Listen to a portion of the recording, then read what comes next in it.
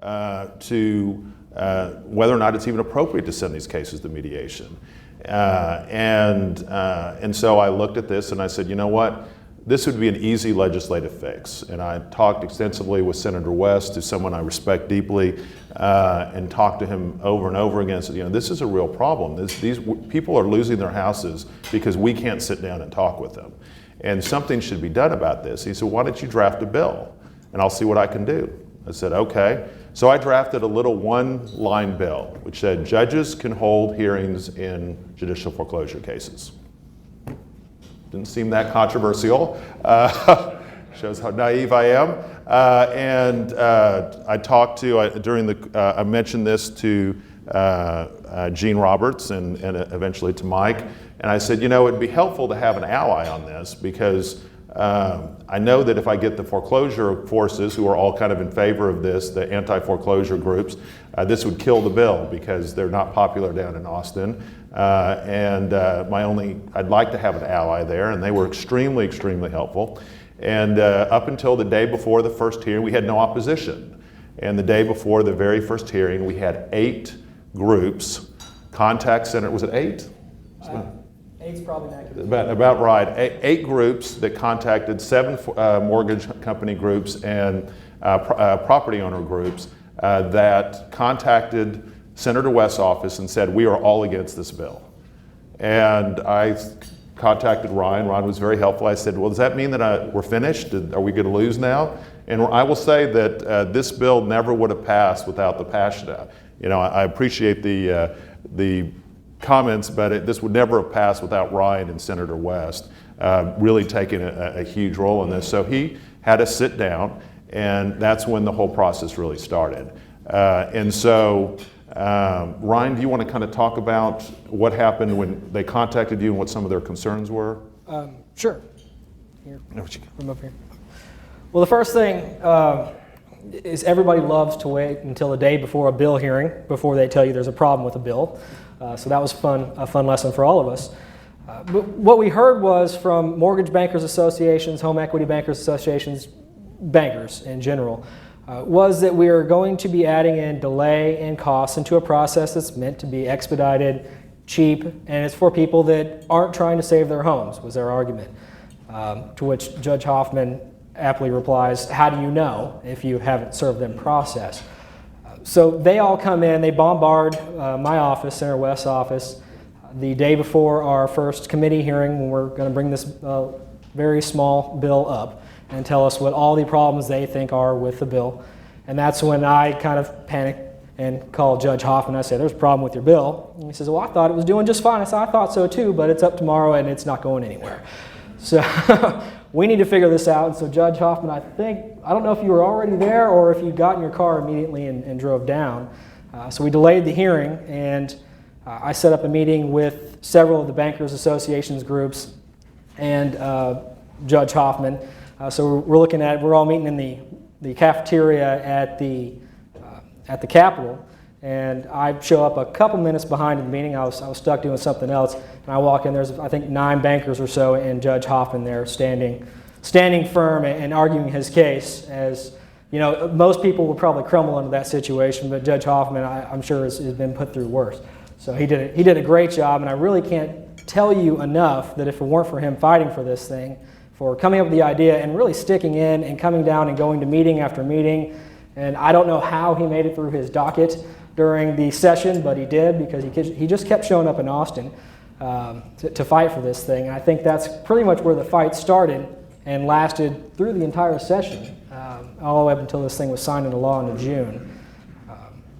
With that. Yeah, I was going to comment then. Now, one thing you might be asking yourself is, you know, why is this a big deal? Why should we care really about foreclosures as opposed to any other kind of cases, and why these particular types of foreclosures?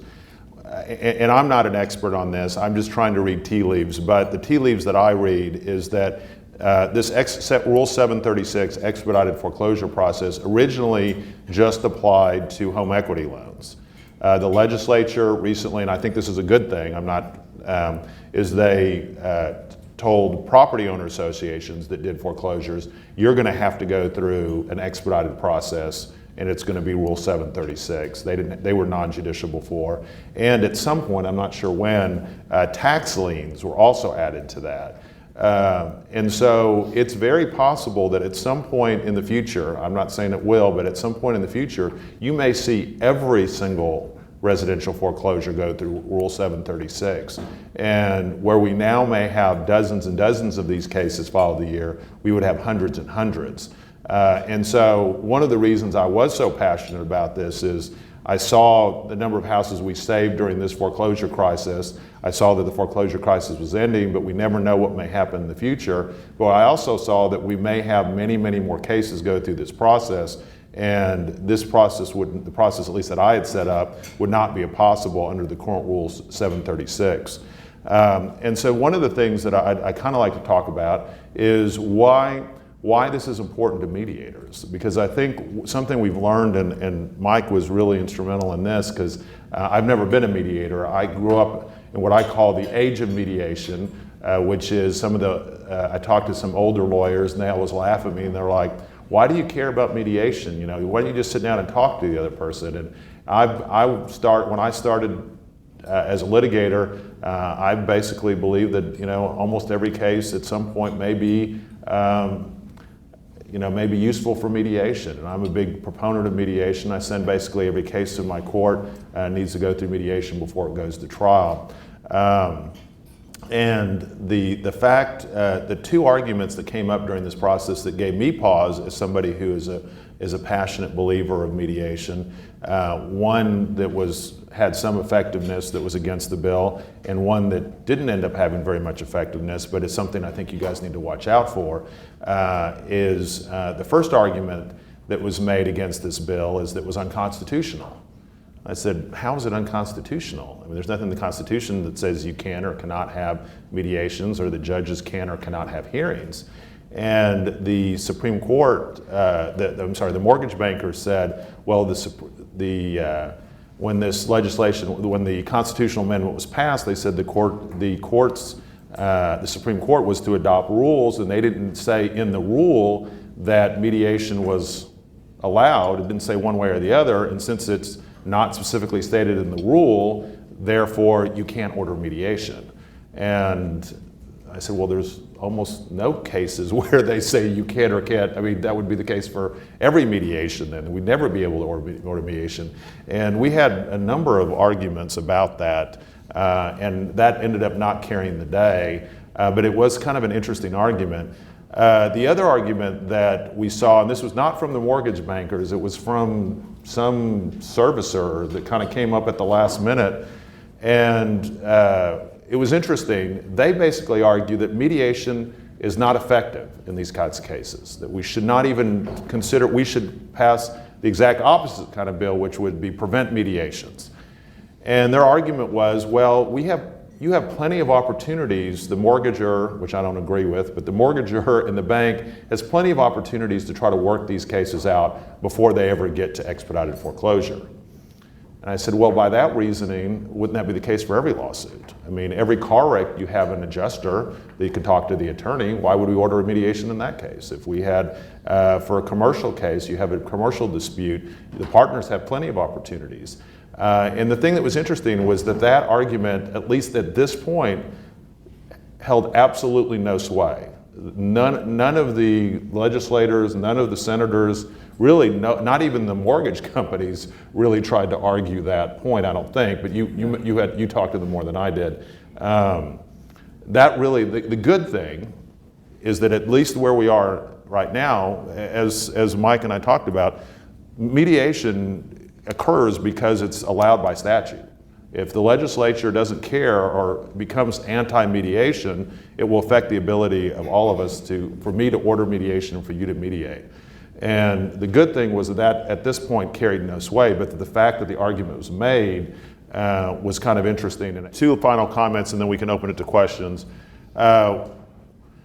Something I think that's important for y'all to understand, or for people who mediate and do this for a living, is something. You know, I appreciate the credit that's been for this, and I don't think I never could have done this alone, and never could have done it without Senator West. But I will tell you, I never really could have done it without the help of the Texas Attorney-Mediators Coalition, and something that was very interesting. It's something I don't know if you ever had one of those light bulbs go off, and I had kind of a light bulb go off during this process, which is the legislative process is not easy, and a lot of things get thrown into the legislative process if you're not monitoring it that may be very adverse to your interest. I used to be a trial lawyer. I don't know how many people are former trial lawyers or a member of the trial lawyers, but you have people down in Austin monitoring every single bill to make sure it doesn't impact the ability of people to bring certain types of cases. I realized in this process that there was no way I could monitor every single hearing, every single proposal, the way this got passed at the end where we had added it on to another bill. Fortunately, I think it was a very good bill that got added, but not having someone down there to monitor the legislature, I think, is a dangerous situation. And I could not have done this. There were a number of times where the bill died. I didn't even know it died. But the Texas Attorney-Mediators Coalition lobbyists down there would make me like, hey, you got to do something about this. If you want this bill to survive, you got to do something about this. And I think that's something really important to understand.